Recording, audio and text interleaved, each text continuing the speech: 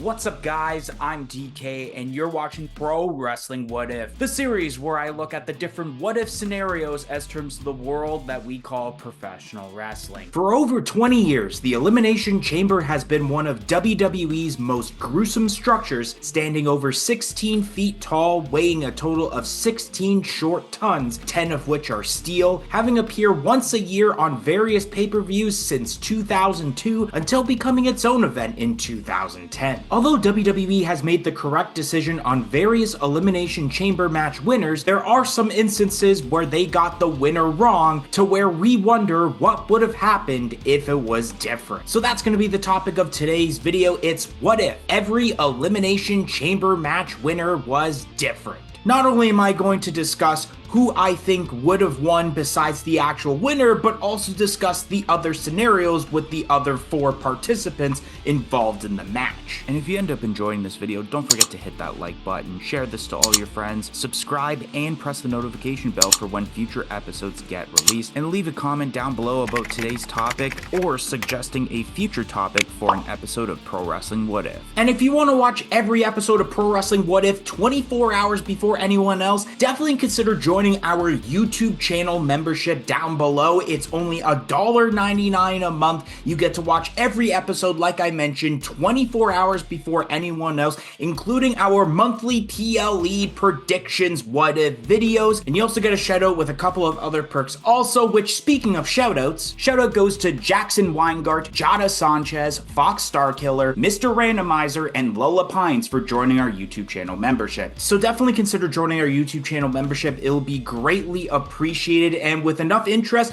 we will be opening up more tiers, including at some point adding a tier with bonus content that you can't see anywhere else. So let's start this video. So the first chamber match took place at Survivor Series 2002, where it was for the World Heavyweight Championship, as we had Booker T, Chris Jericho, Kane, Rob Van Dam, Shawn Michaels, and the reigning champion Triple H. And in the match, Shawn Michaels had became the new World Heavyweight Champion, but only held it for a month by dropping it back to Triple H at Armageddon in the 3 Stages of Hell match. And had it not been Shawn Michaels, I think Triple H would have retained, especially because Triple H was in the middle of his reign of terror at the time, and for Armageddon, his opponent would have likely been Booker T in this case, since he already had feuds with the other competitors on pay-per-view throughout 2002, with Chris Jericho at WrestleMania 18 and Judgment Day, Shawn Michaels at SummerSlam, Rob Van Dam at Unforgiven, and Kane at No Mercy. Triple H would still have his 2 terrible pay-per-view matches at Royal Rumble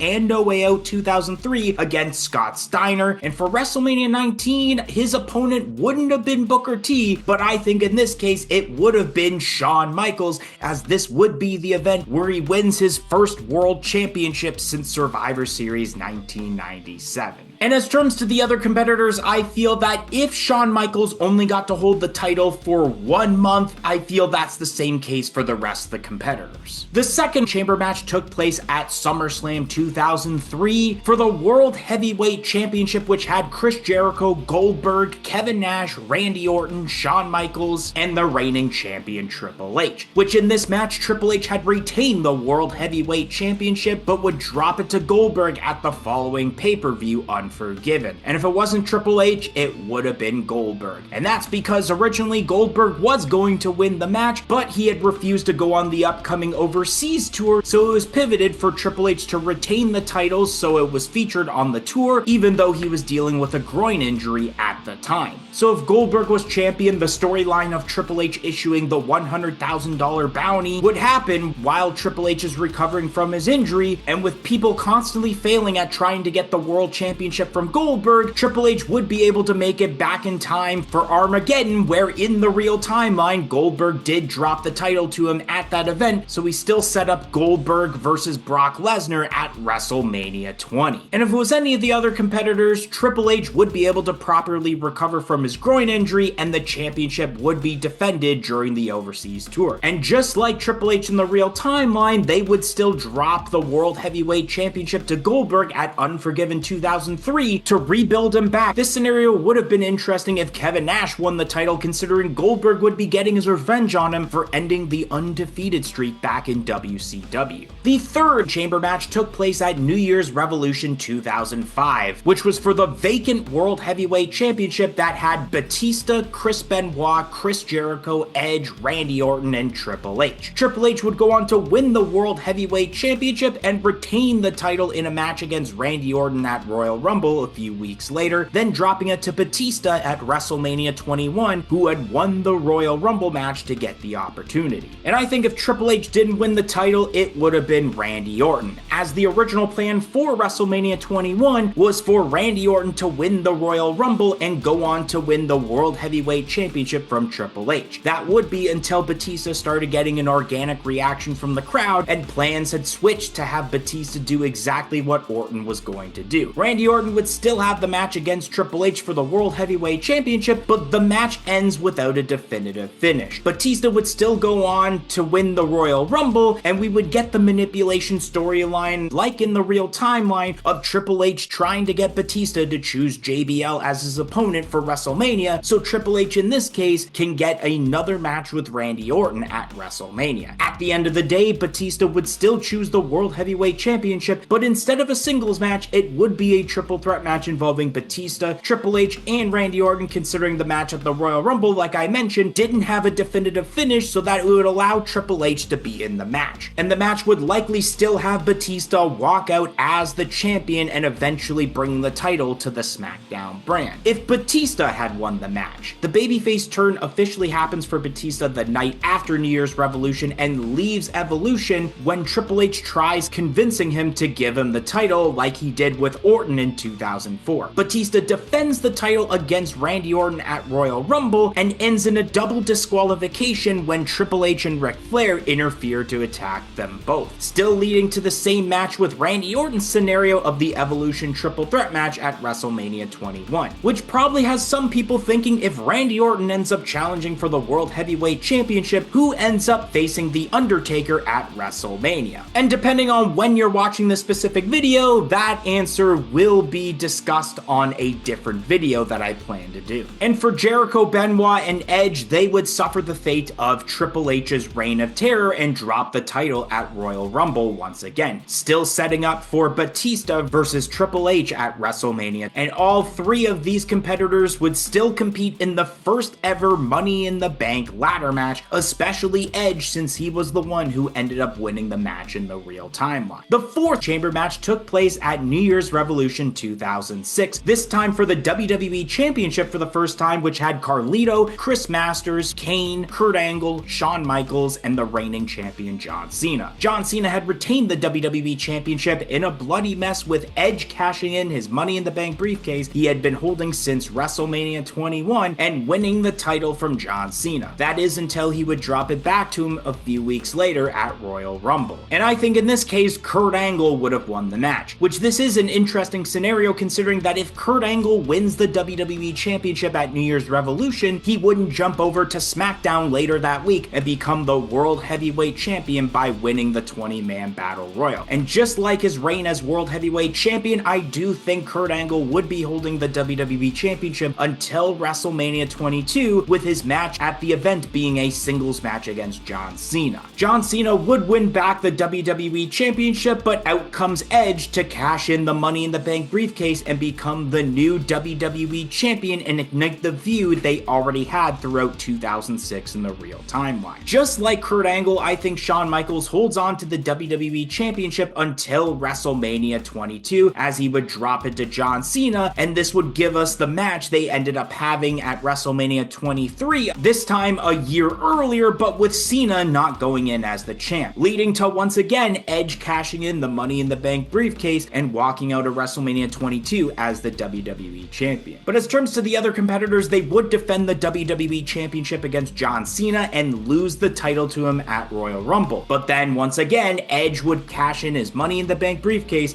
and become the WWE Champion. But Edge would go on to defend the championship at WrestleMania against John Cena, as we all hoped would have happened when he initially cashed in at New Year's Revolution. And all these scenarios have Edge cashing in because I feel that it's important that Edge does cash in successfully, otherwise this concept would be dead in the water if he doesn't successfully cash in before WrestleMania, or at WrestleMania. The 5th chamber match took place at December to Dismember 2006. Oh, do I really have to talk about this match? This was for the ECW World Championship that had Bobby Lashley, CM Punk, Hardcore Holly, Rob Van Dam, Test, and the reigning champion Big Show, which Bobby Lashley would become the new ECW World Champion by pinning the champion Big Show, and he would go on to hold the title past WrestleMania 23 and drop it to Mr. McMahon of all people. Not just any Mr. McMahon, but the menace to society known as Do-Rag Vince. And had it not been Bobby Lashley, I think CM Punk would have won. And this is mainly because CM Punk was Paul Heyman's pitch to win the Elimination Chamber match, and even having Big Show be the first participant eliminated to make Punk as a threat and guarantee a new champion at the end of the night. With CM Punk winning, this would mean that Paul Heyman doesn't end up quitting the WWE over creative differences, but something tells me that even if Punk were to win the ECW World Championship during this match, he would eventually lose the title to Bobby Lashley at Royal Rumble, as he was Vince McMahon's choice to be the face of ECW. I think if Rob Van Dam won the ECW World Championship at December to Dismember, there is a possibility that Vince McMahon would let him run with the championship to build up the brand. Even though that 5 months prior he got arrested for possession of marijuana and Vicodin pills that led him to having his WWE Championship reign get cut short. Especially if we truly had Paul Heyman running ECW, I think we would have had a Rob Van Dam versus CM Punk match for WrestleMania 23 with RVD dropping the title to Punk.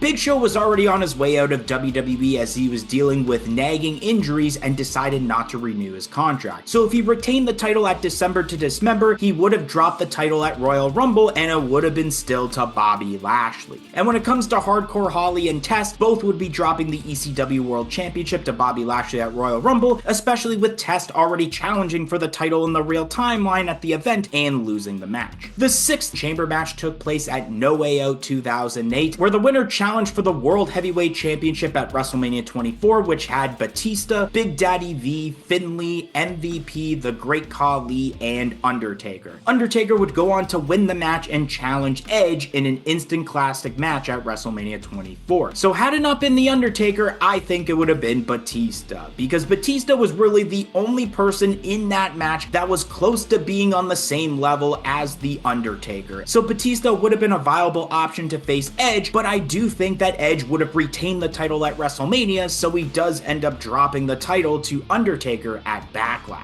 And if we had the other competitors walk in as the world champion at WrestleMania, it honestly would be one of, if not the worst, world title matches in WrestleMania history. And the 7th chamber match took place on the same night, where the winner got a chance at the WWE Championship at WrestleMania, which had Chris Jericho, Jeff Hardy, JBL, Shawn Michaels, Triple H, and Umaga. Triple H would go on to challenge for the WWE Championship at WrestleMania 24 against John Cena and Randy Orton, resulting in Randy Orton retaining, but would end up finally winning the title at Backlash in a fatal 4-way match. And I feel no matter who won the match, there would still be a triple threat match for the WWE Championship to include John Cena, and especially what ended up happening in the John Cena-Randy Orton match the same night as the Elimination Chamber match. The only thing I think would be different is that John Cena wouldn't have been the fall guy of the match when Randy Orton retains. But I will say, if I had to choose anyone that could have won this match, it would have been Shawn Michaels, because I feel that if Triple H had lost the match, he either is representing Raw in the brand supremacy match against SmackDown's Batista, or perhaps because, like I mentioned, Shawn Michaels winning, that he would take Shawn's place in retiring Ric Flair at WrestleMania 24. But the Jeff Hardy scenario seems interesting also, because does he end up getting the title match due to getting suspended for violating the wellness policy? The 8th chamber match took place at No Way Out 2009, which was for the WWE Championship, which had Big Show, Jeff Hardy, Triple H, Undertaker, Vladimir Kozlov, and the reigning champion Edge. Triple H had become the new WWE champion and would go on to defend and retain the title against Randy Orton at WrestleMania 25. So in this case, I think that Edge would have retained the championship. Edge had won the WWE Championship Championship from Jeff Hardy at Royal Rumble with help from Matt Hardy, who turned his back on his brother. After No Way Out, Matt Hardy would want a shot at the WWE Championship at WrestleMania 25 for helping Edge win the title at Royal Rumble, leading to Jeff Hardy also wanting in the match and doing so by defeating Edge in a non-title match, thus creating a triple threat match with Jeff Hardy, Matt Hardy, and Edge for the WWE Championship. This way, not only does Jeff Hardy get one more shot at the title, but also gets to fight his brother Matt at the same time. Edge would end up retaining the WWE Championship, so we still get the one-on-one match between the Hardys at Backlash, while also that night Edge would drop the WWE Championship to Triple H, so he brings the title to Raw when he gets drafted. Although seeing The Undertaker win the WWE Championship here would be awesome, there's two reasons to why I'm glad this didn't happen. First off, seeing The Undertaker walk around with a title that looks more like a toy rather than the championship, but most importantly, we lose out on what many people consider as the greatest WrestleMania match of all time between Undertaker and Shawn Michaels. This means that because it almost became a reality in the real timeline, that Undertaker would not only be defending the WWE Championship in this case, but defending the streak against Vladimir Kozlov at WrestleMania 25, since he was still undefeated in singles competition. Jeff Hardy. I think if anything, we still get the same Matt versus Jeff Hardy match we had, but with the WWE Championship involved. However, because Matt Hardy did win that match in the real timeline, I don't think he would have won the title, so Jeff Hardy would be winning and retaining the WWE Championship in this match. And for the sake of both Big Show and Vladimir Kozlov, both would be defending the WWE Championship and likely dropping it to Triple H at WrestleMania. The 9th chamber match took place on the same night for the World Heavyweight Championship, which had Chris Jericho, Edge, Kane, Mike Knox, Rey Mysterio, and the reigning champion John Cena. Edge would attack Kofi Kingston and steal a spot in the match after losing the WWE Championship earlier in the night. This resulted in Edge actually winning the match and becoming the new World Heavyweight Champion that led to a triple threat match against John Cena and the Big Show for the title at WrestleMania. And if Edge didn't win, John Cena would have retained. John Cena was originally planned to go into WrestleMania 25 as the champion to set up the match against Batista at the event. However, Batista would be sidelined with a torn hamstring injury that would have him miss the event, hence why they pivoted to Edge entering the chamber and becoming the new champion to find a new opponent for John Cena at WrestleMania. As much as I would have liked to have seen Randy Orton challenge John Cena here,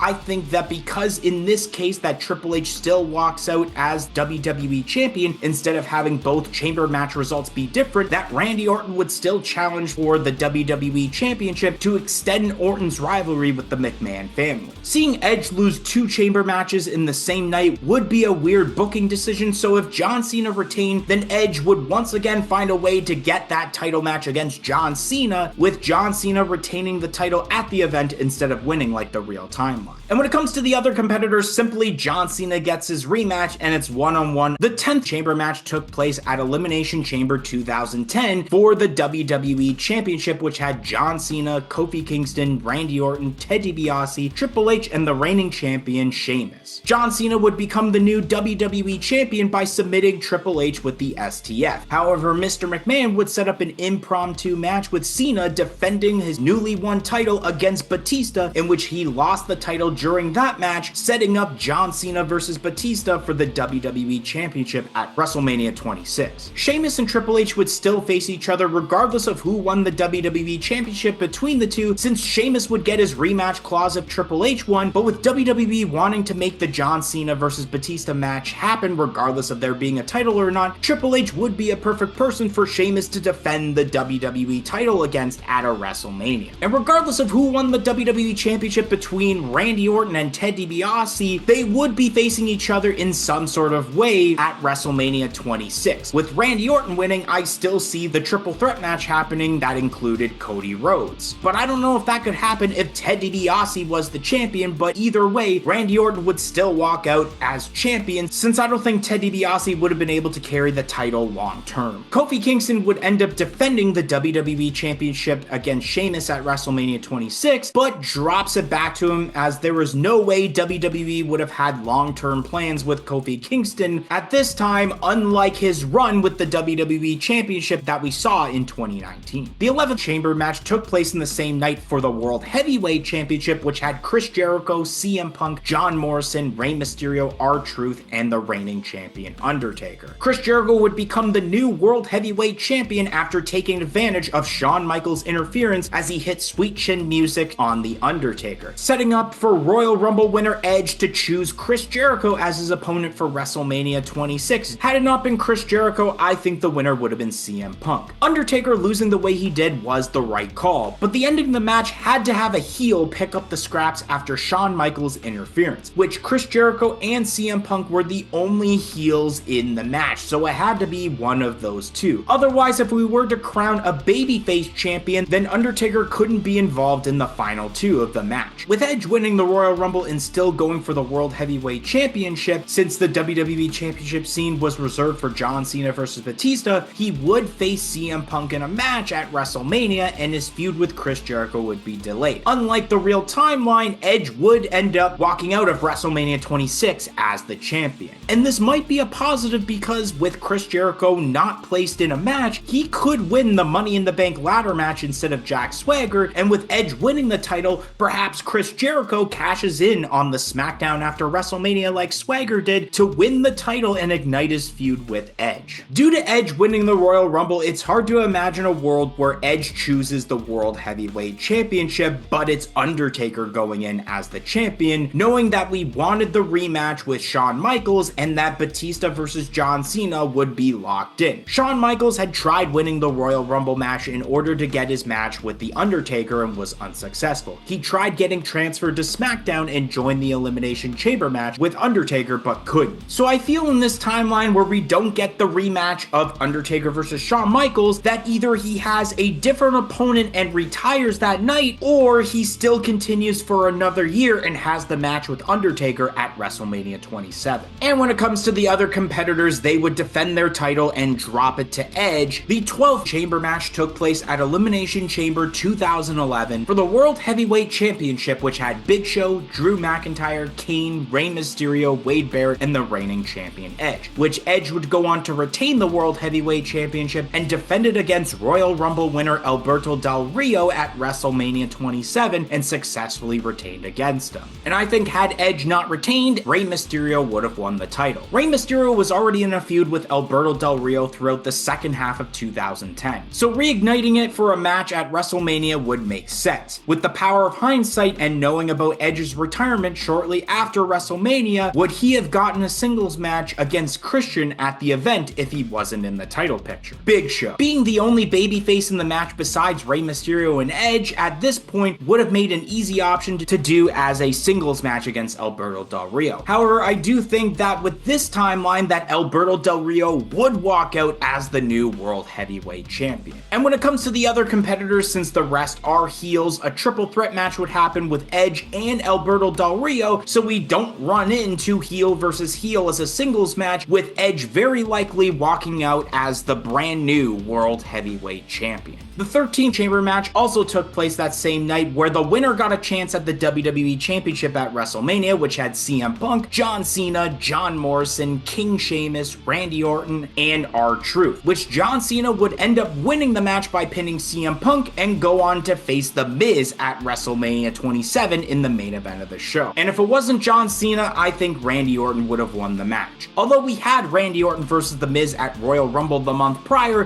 this would be an easy route considering John Cena could trade places with Randy Orton by feuding with CM Punk at WrestleMania, especially with John Cena's previous ties with the Nexus under Wade Barrett's leadership, that perhaps CM Punk wants to finish the job of taking out Cena that Barrett couldn't do. John Morrison, the only other competitor that isn't John Cena or Randy Orton that I believe could have a singles match with The Miz, with the past history between the two being a tag team as the Dirt Sheet and the betrayal during the 2009 draft that went along with that. When it comes to the other competitors, once again, we're gonna get a multi-man match due to it being a heel versus heel scenario if it was CM Punk or King Sheamus going after The Miz, or not enough star power from R-Truth to be a big enough face at this time to have a singles match. The 14th chamber match took place at Elimination Chamber 2012, and this was for the WWE Championship that had Chris Jericho, Dolph Ziggler, Kofi Kingston, R-Truth, The Miz, and the reigning champion CM Punk. CM Punk would retain the WWE Championship and go on to defend it in the semi-main event of WrestleMania 28 against Chris Chris Jericho and retain. And in this case, I think it would have been Chris Jericho, although whether it was him or a different competitor, CM Punk would get his rematch clause and have a one-on-one match at WrestleMania and win the title back. But not gonna lie, all the potential matches seem pretty interesting. The 15 chamber match also took place the same night, but for the World Heavyweight Championship, which had Big Show, Cody Rhodes, Santino Marella, the Great Khali, Wade Barrett, and the reigning champion Daniel Bryan. Now, Big Show would have been an okay option, but he was the one that Daniel Bryan cashed in his Money in the Bank briefcase on to win the title in the first place. Cody Rhodes would have definitely been nice to win the world title way earlier than he did 12 years after, but he was the Intercontinental Champion walking into this match. The Great Khali was a complete joke compared to his first years in 2006 and 2007, and I'm sure many people would have been ecstatic to see Santino Marella win the title, but he would be in a scenario where his match would be a triple threat match with Sheamus and Daniel Bryan. So that leaves with Wade Barrett, who I think WWE would have gone with, as he would have been able to have a hard-hitting match with Sheamus for the world title at WrestleMania. However, no matter who was walking into WrestleMania as the champion, even if it was Santino Marella, Sheamus was going to walk out of WrestleMania as the champion. The 16th chamber match took place at Elimination Chamber 2013, where the winner got a World Heavyweight Championship match at WrestleMania, which had Chris Jericho, Daniel Bryan, Jack Swagger, Kane, Mark Henry, and Randy Orton. And Jack Swagger, out of all the competitors, the one with the least amount of star power, was the one who walked out as the winner and would challenge Alberto Del Rio for the World Heavyweight Championship. Jack Swagger, after a 5-month hiatus, returned to WWE with Zeb Coulter as a real American character with anti-immigration beliefs. His storyline with Alberto Del Rio was based on real-life events of immigration to America. There were quite a bit of problems with this storyline, and I can go all day about this, but the biggest problem I found with this storyline was WWE trying to shove Alberto Del Rio as a babyface down our throats. Since his character made no sense for him to be a babyface, and I think the only reason Jack Swagger had won the match is because that was the only person who the crowd could boo, because if it was any of the other participants in the match, then Del Rio would have been booed out of the building, hence why people were ecstatic with Dolph Ziggler's Money in the Bank cash-in the night after WrestleMania 29. The 17th chamber match took place at Elimination Chamber 2014 for the WWE World Heavyweight Championship, which had Cesaro, Christian, Daniel Bryan, John Cena, Sheamus, and the reigning champion Randy Orton, in which Randy Orton would retain the title and go on to defend it in a triple threat match against Batista and Daniel Bryan, who defeated Triple H earlier in the night at WrestleMania 30 to get in the main event, leading to Daniel Bryan walking out as the new champion, hence the phrase, the Miracle on Bourbon Street. I feel no matter who won this match, this automatically would be a triple threat match, due to there being a brand new champion, Randy Orton invoking his rematch clause for WrestleMania, and Batista getting in the match because of his Royal Rumble win. But I think the easiest route would be for Daniel Bryan to win, because we still get the triple threat match without the match that Daniel Bryan had to go to with Triple H. Well, I guess we're halfway there with the Elimination Chamber matches, and it's the perfect time to say, see you guys next week